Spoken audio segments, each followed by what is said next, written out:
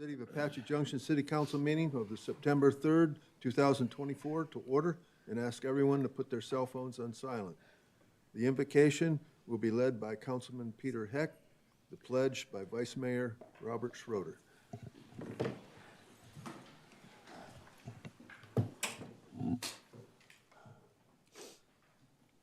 Heavenly Father, we thank you for the privilege and freedom we have of being able to gather together this evening to discuss city business.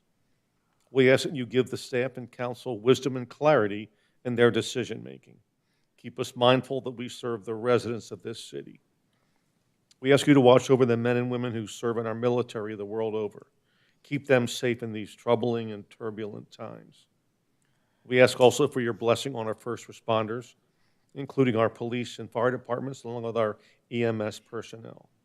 Please keep these brave men and women safe in their duties to protect and care for the residents of this city. Thank you for the honor and privilege we have to serve the residents of this city. These things we ask in your name. Amen. Amen. I pledge allegiance to the flag of the United States of America and to the republic for which it stands, one nation under God, indivisible, with liberty and justice for all. Roll call. Mayor Wilson, I am here. Vice Mayor Schroeder, Present. Councilmember Cross, Here. Councilmember Heck, Here. Councilmember Johnson, Here. Councilmember Nesser, Present. Councilmember Soller. Present. Thank you. You have a quorum, Your Honor. Thank you. Consent agenda. As a reminder, all items under the consent agenda will be approved with one motion. If a council member wishes to remove an item for further discussion, the request must be made prior to approving the consent agenda and will be moved to new business. Do I have a motion for consent agenda? Your Honor, Yes. I move that the consent agenda be accepted and approved as presented. Second. Moved and seconded. Roll call. Councilmember Nesser, Yes. Councilmember Johnson, Yes. Councilmember Cross, Yes. Councilmember Heck, Yes. Councilmember Soller, Yes. Vice Mayor Schroeder, Yes. Mayor Wilson. Yes. Motion passes unanimously. Thank you. Excuse me. Regional intergovernment meeting updates from the council. Do I have comments? Just a real short, Yes. brief one. Go ahead. We attended the League of Cities and Towns Conference, and over the next few weeks, I'll be posting some of the things that I learned on Facebook and my email address. Facebook page, sorry. Yeah. And what I learned is that our golf team was good enough to take 10th place. So it was all right. It was a great time. You do learn a lot. You meet a lot of different people from all different municipalities all over the state. And it's really informative, and can't wait till next year. And all I brought back was a cold. And one of the things I wanted to say as far as this in the aspect is, yes, it was fantastic to be able to go to this conference and talk to other city council members and mayors from other cities throughout the throughout the state of Arizona. There's 91 cities throughout the entire state of Arizona. And when you talk to some of the other cities and what their problems are, you say, oh, boy, I'm glad I'm not in that city, in the aspect on it. And of course, I know some of them said the same thing about us in the aspect on it. And there was some envy in the aspect because we have some growth that's ongoing, and they're very envious of it. Some of the cities are, I'm going to say, entirely landlocked. They cannot grow anymore, but there's requirements that they have, older utility services that they have to maintain and all the problems they're going through. And it is something that, okay, well, I'm glad we're in Apache Junction. So it made me more actually thankful that where I live. Your Honor, one other thing. I've not heard anybody talk about it, and if you're not a regular on Facebook, you maybe haven't seen it. But I think this is something everybody in our community needs to know, that the Standard & Poor bond rating for the city of Apache Junction is a AA. And I don't know if you can get much better than AA, but that means your council and your city staff and everybody's doing something right, because we wouldn't have a AA bond rating. And that's something I think our community needs to be proud of. City Manager's report. Thank you, Your Honor. And in conjunction with some of the comments already made, we have here our famous showcase night table. Super thankful for your support and the council support of having a unique experience there. And maybe the best way I can explain it is that each of the cities and towns, there's about 90 of them or so in the state, have an opportunity on a big, huge floor space to share their uniqueness.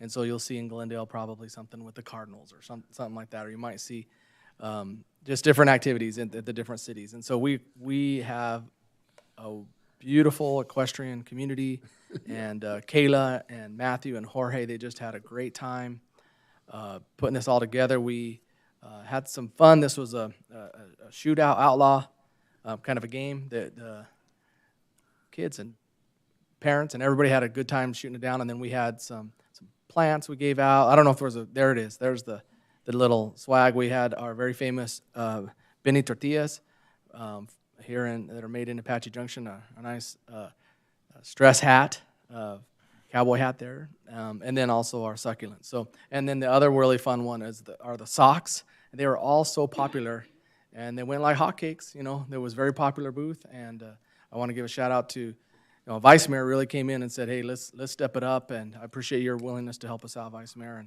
and being willing to do that. And Kayla and your team, great job. That was a really fun booth. And so that's part of my report tonight.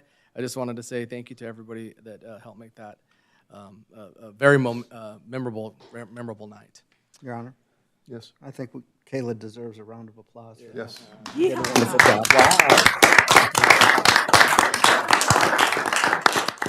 Your Honor, The Yes. creativity came through for sure. Yes. And then the next one I just wanted wanna to share was we have. Brian. Brian was. Oh, Brian. I'm sorry. Yes, Brian. I just wanted to say I saw Daryl stuffing a bunch of socks in his bag when he left. Just wanted to let you know. All right. Okay. Our next slide, please.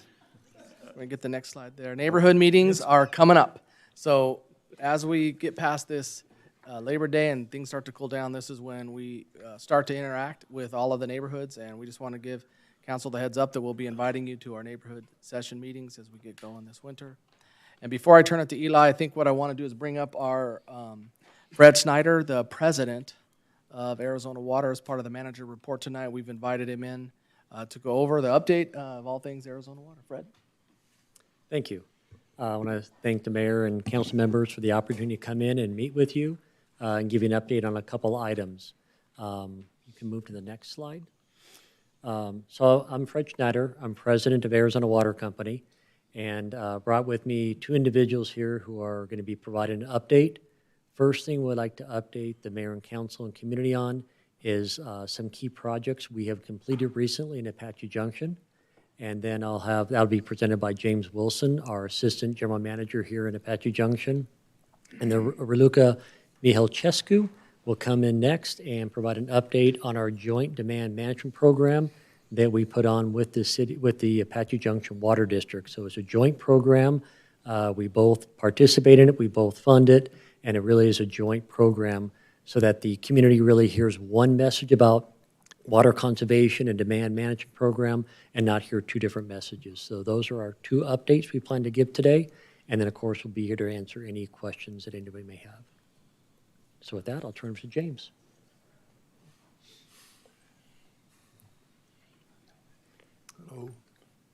Mayor Wilson, council members, thank you for having me tonight. As Fred mentioned, just want to give you some highlights of a couple key projects that we've completed in the last couple of years. The first one is our Apache Junction warehouse and storage canopy. This is located at our existing office at 2380 West Southern Avenue. It's replacing our old warehouse. which was approximately 2,800 square feet and completed in 1993. At that time, we only served about 9,000 customers and had 13 employees. We currently serve about 22,000 customers with 44 employees.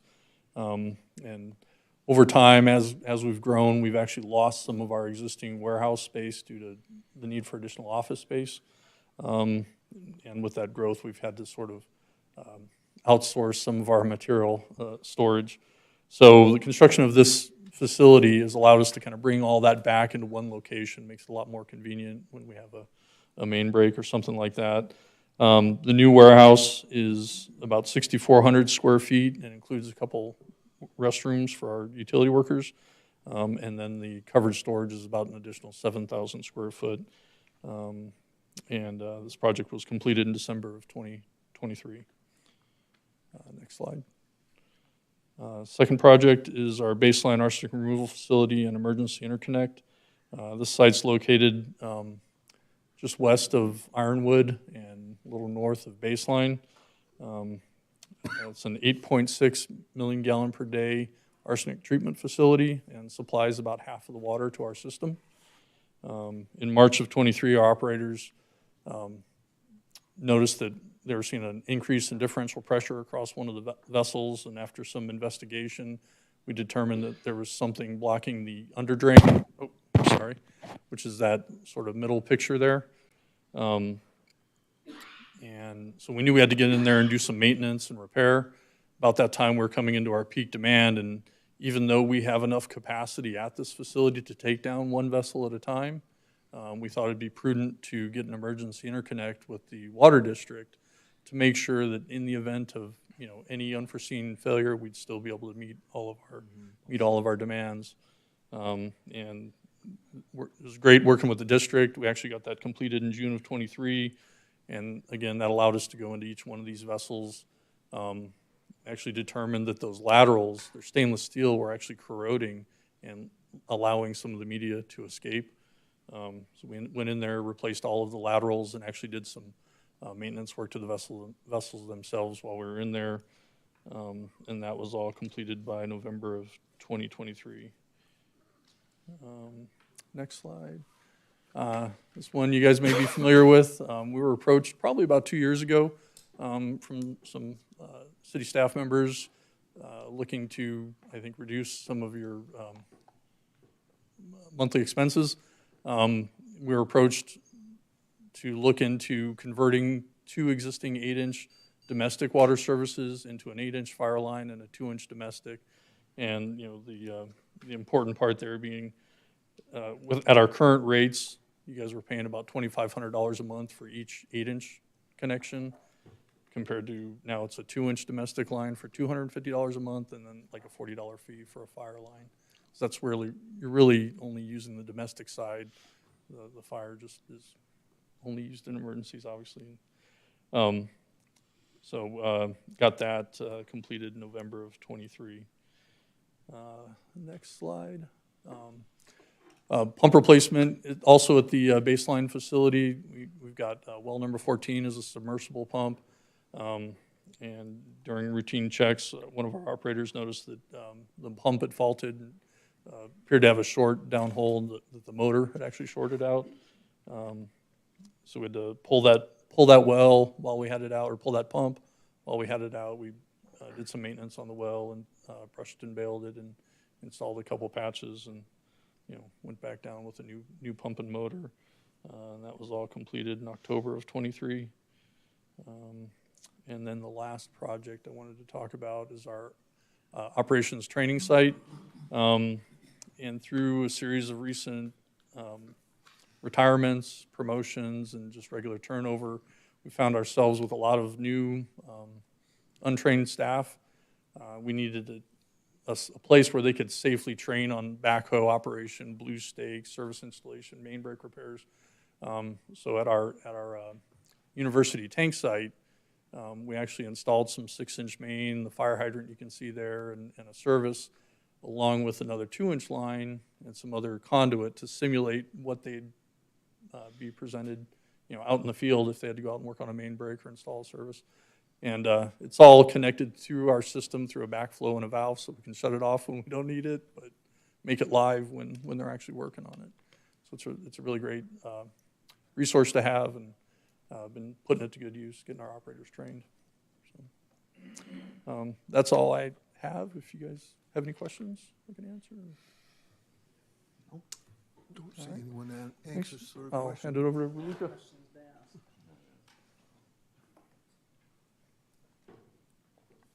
Hello, Mayor, Vice Mayor, council members. Thank you so much for having us here today. Like Fred said, my name is Raluca Mielchescu. I'm the Water Conservation Coordinator at Arizona Water Company. I'm really excited to be here today because the last time we were at council, it was just after we launched this program.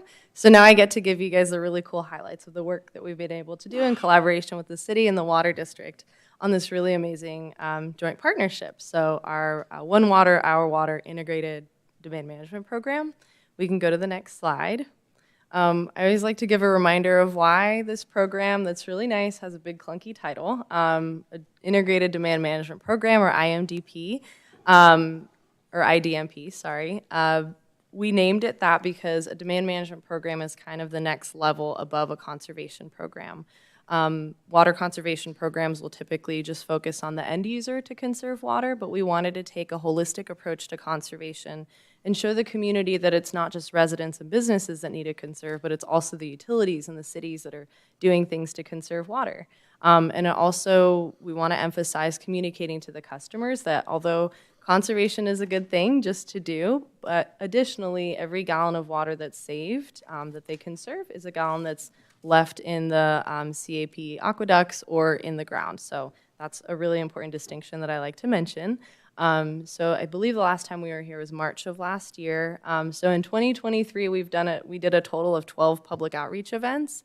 Here are some examples and some photos. You might recognize your mayor right in the middle there, but especially at the beginning of a program launch, we're doing a lot of events just to get out to the community, make sure that they're aware of a program like this exists, know that there's online resources available to them for finding information on conservation and where their water comes from and different things like that. And so it's been really amazing working with the city and the water district to find those opportunities and really participate and be a member of the community and talk about these really amazing things.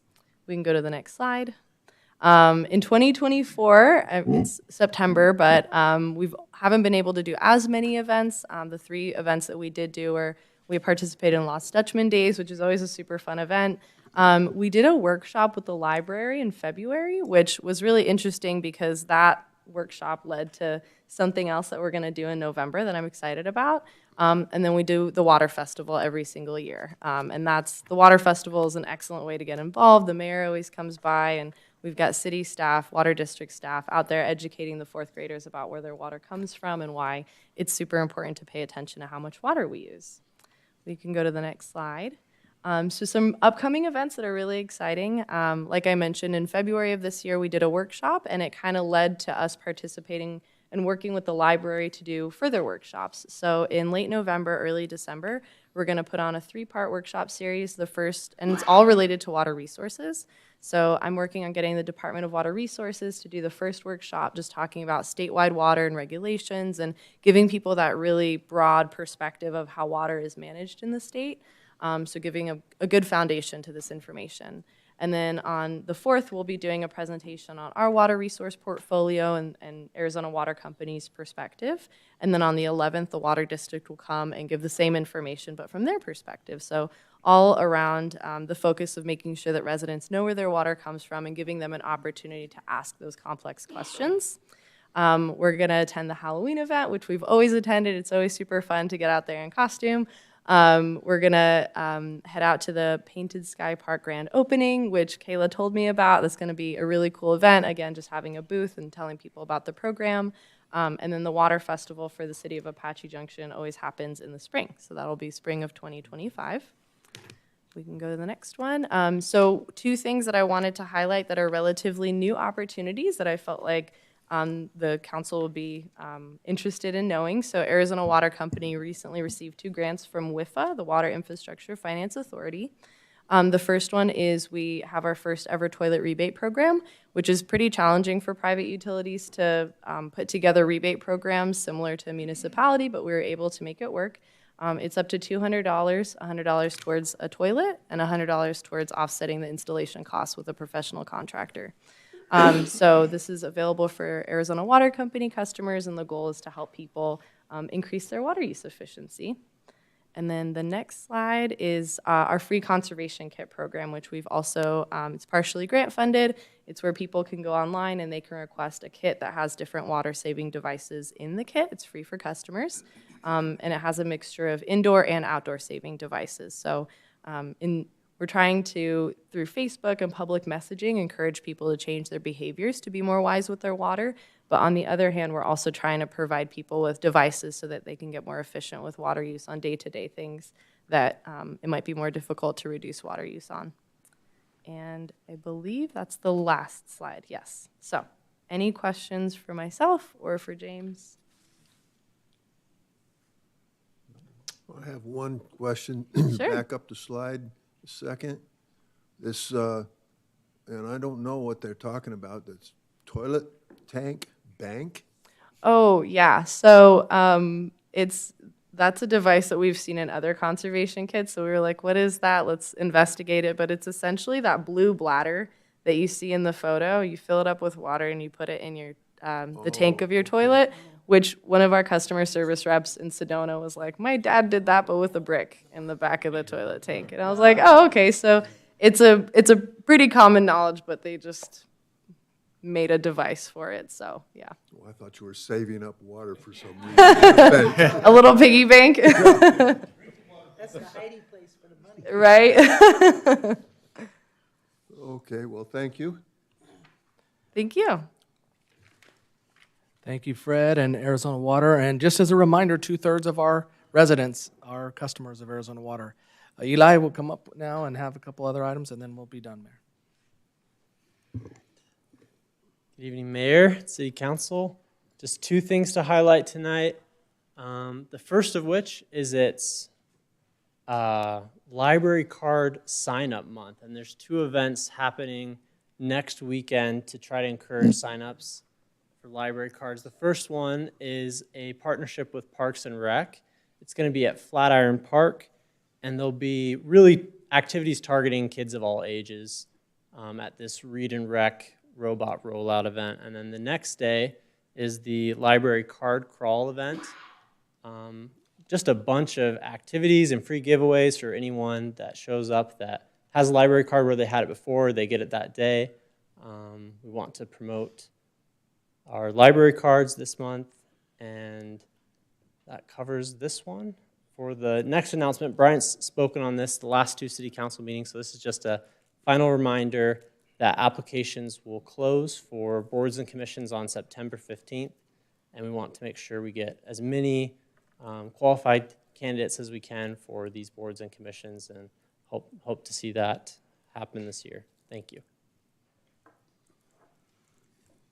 Okay. Thank you. Public hearings, we have none. Old business, new business. Presentation, discussion of contract for the library restroom remodel. Good evening, Mayor, Vice Mayor, and council members. Pam Harrison, Library Director. So I come to you tonight about renovation of some of our library public restrooms. Next slide, please. Before you is a picture of one of our youth restrooms. Our youth restrooms have not been renovated since 1995 when they were first added to the building. And then we also have at our west entrance our men's and women's restrooms, which are original to the building from 1986. We are looking to do some renovations on both of these restrooms. If we can go to the next slide, please. Oh, and here's some more pictures of the men's and women's restrooms. So for the scope of work, this would include for the men's and women's restrooms, almost complete demolition, and that would include demolition and installation of porcelain tile for the walls and floors, which would go all the way up to the ceiling with the tile for the walls. And this would be commercial grade tile. All new partitions for the toilet stalls. Solid surface countertops with built-in sinks. New faucets, mirrors, baby changing tables, and upgraded light fixtures and outlets. And then stainless steel covers and switches, and of course, paint, touch-up, texture, tape, and drywall as needed. For the kids' bathroom, a little bit less extensive in terms of the construction. We would be taking out the countertops and replacing them with solid surface countertops with built-in sinks, including new faucets, new baby changing tables, step-ups to the kids' sinks, upgraded light fixtures, steel covers and switches, and then as needed, replacement tile for where the countertop gets taken out and replaced, and drywall, tape, texture, and paint touch-up as needed. Next slide, please. So what we're recommending tonight is to enter into a 1 GPA cooperative with Chasse Building Team. The contract term would be from September 17th of this year to June 30th of next year. And for this project, we would utilize general fund capital project funds in the amount not to exceed $135,620, with construction being $122,058, and an owner's contingency of $13,562. And we do have the Chasse Building Team representatives with us tonight if you have any questions or any questions for myself. Any questions? Nope.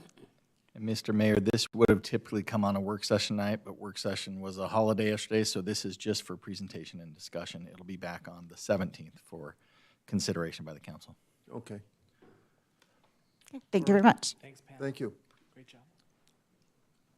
Presentation, discussion on contract of city facilities construction assessment. Tina.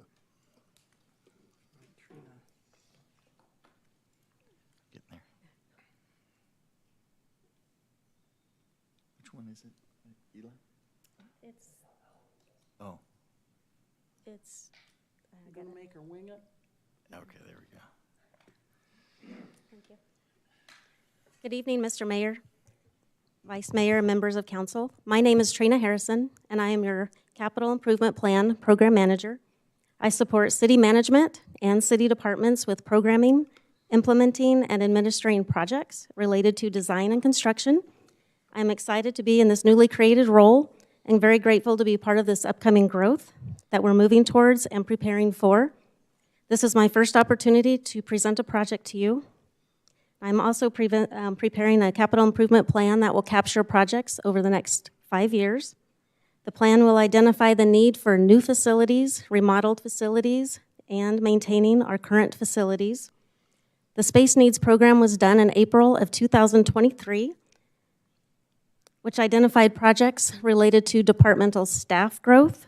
We're currently finalizing our master plan, which will identify the anticipated facility needs as we grow.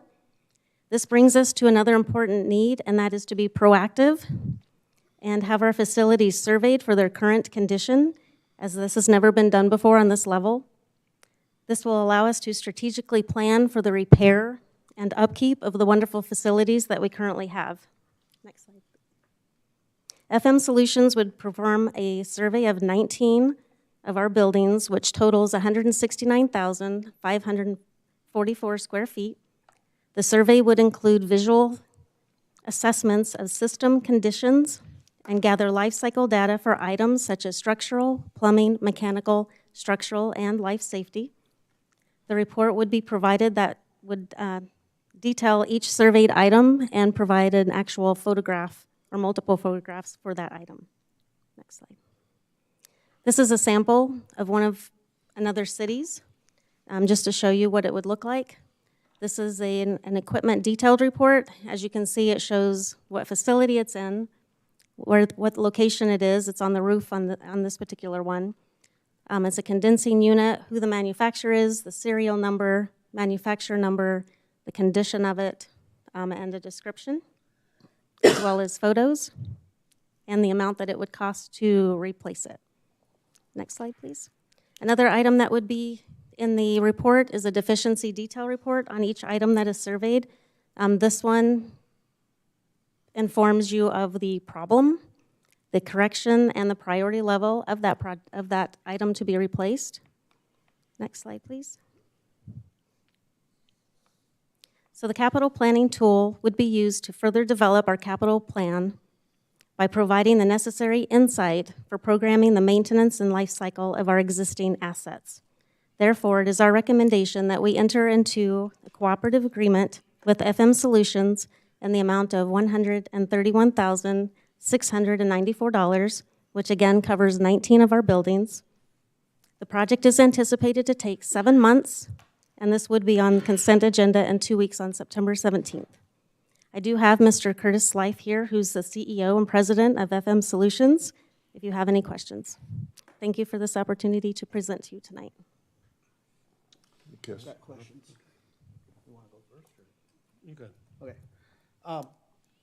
On Exhibit A, page 2.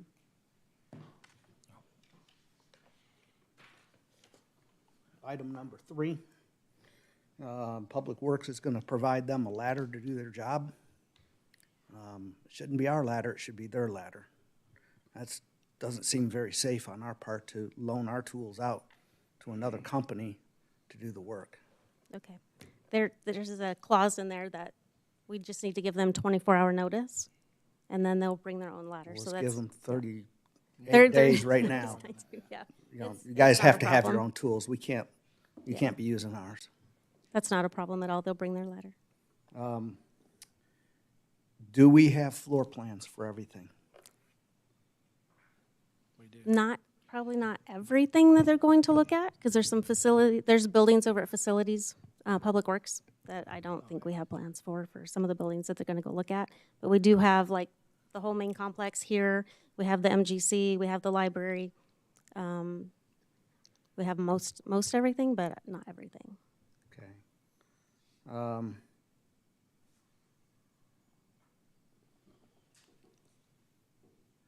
On page 3, item 7, Roman numeral 7, access to facilities with capital renewal and CMMS will be available at no charge for a 90-day free trial or 90-day trial period upon completion of the final report.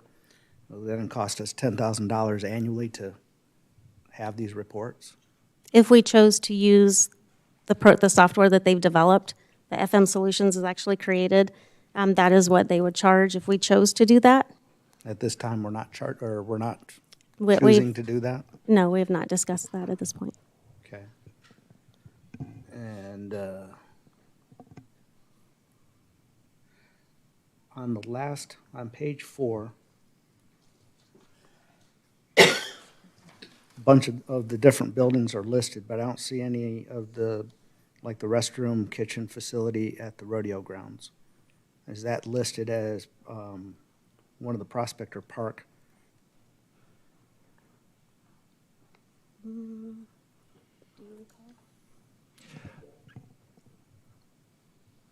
So we're already starting to add to this, right?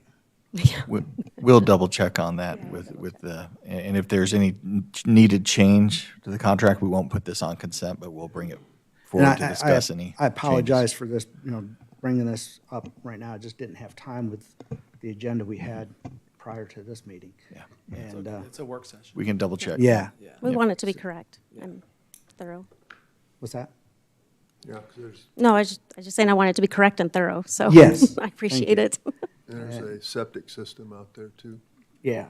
And then on the very last page, no, second to the last page, page 6, project team includes architectural, which is FM Solutions.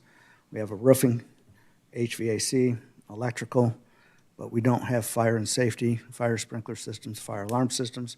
We don't have the all-important plumber. We want to make sure, because I know we've had some issues with the ventilation of the plumbing at the MGC conference rooms or meeting rooms. And those definitely need to be scoped and/or looked at thoroughly. Yeah, they will look at what they can visually see, and my understanding is Mr. Jeffrey Chambers is one of the three people that would, the main person that would be coming out here, and he specializes in mechanical, plumbing, and electrical, correct? Yeah. Okay. One last question. Based on the slideshow that you provided, the very first one that showed the air conditioning unit, and it kind of gave an idea of what's there, but under the description, it says a 2-ton condensing unit, R22/no air handling unit located. Do we know where all of our AHUs are? Anybody? I mean, They're going to go through and find everything. Yeah, our facility supervisor isn't here tonight, but we can certainly follow up on that. I believe we do, but we will ask him. yeah, I mean, we don't want to turn this into a egg hunt. Yeah. Yeah. Before we start anything, as you mentioned, we'll get the floor plans, we'll know all of that.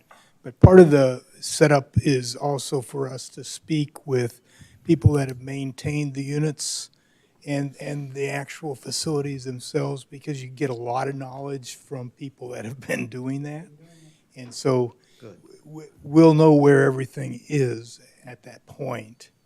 And we'll also typically, they usually kind of want to follow us and give us plenty of information as we go through. Yeah, because as well as I do there, on the air handling units, your alarm contractor generally knows where all those are because they have shutdowns. Right. Right. Very good. Thank you. You bet. Are there any other You had questions? questions? Oh, yeah. So, Trina, you were saying that you anticipate the project to last about 7 months. And after that, then I would imagine that we get a report of all the facilities and the needs and the full assessment. Correct. I imagine that could be probably pretty substantial. I'm expecting it to be. Yeah, for all these years. Yeah. For 19 buildings, So, yes.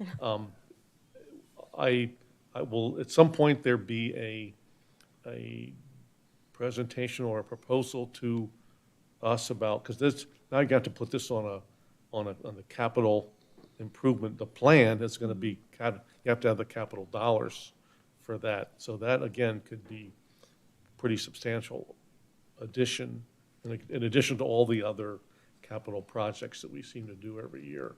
Will there be some opportunity for us to review that and kind of get an idea of what the additional projected capital dollars would be?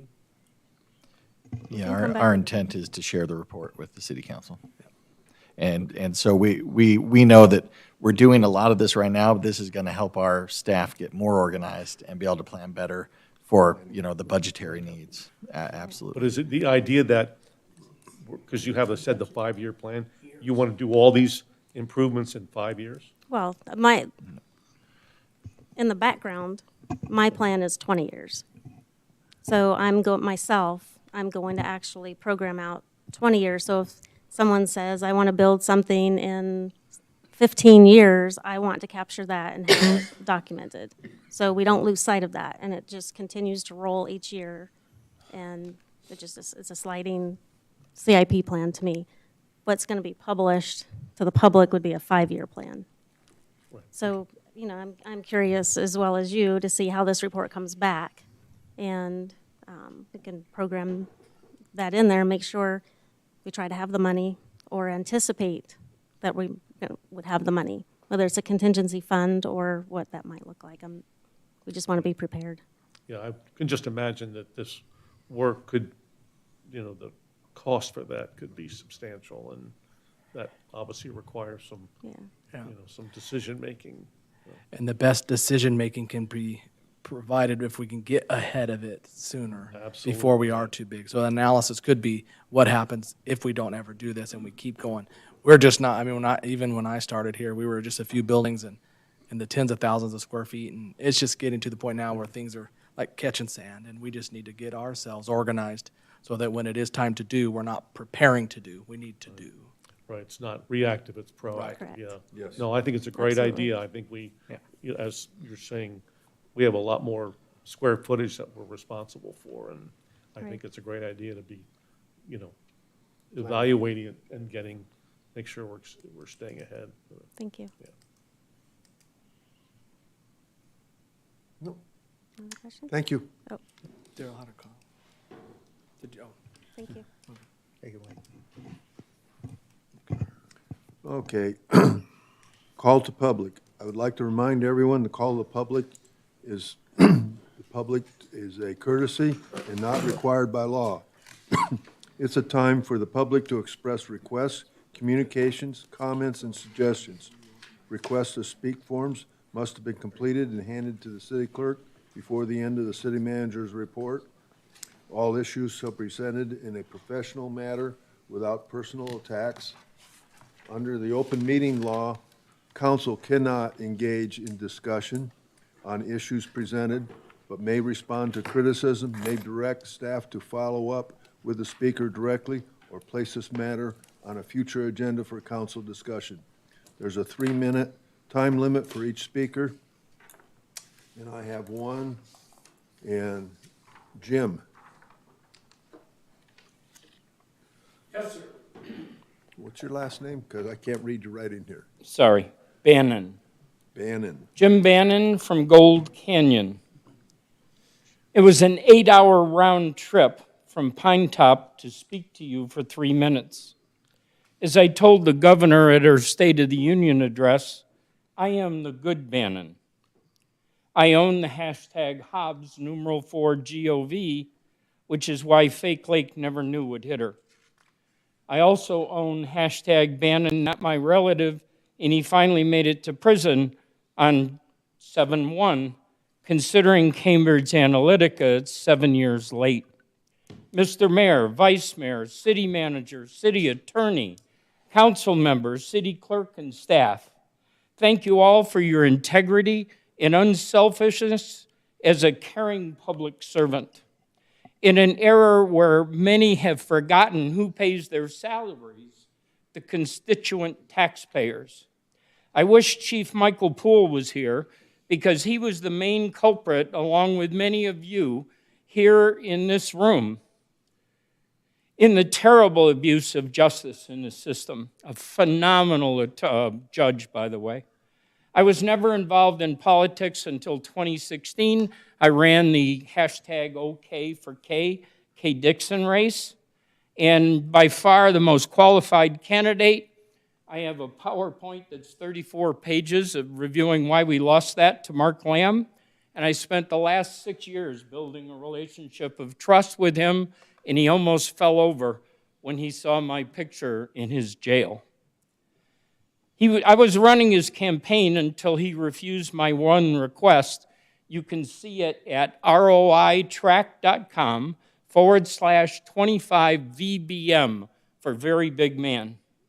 I told him I'd never do anything behind his back, but when he turned me down, I said, I make a much better friend than an adversary. I'm going to run Ruben Gallego against him. So I spent a night in jail because none of you would listen.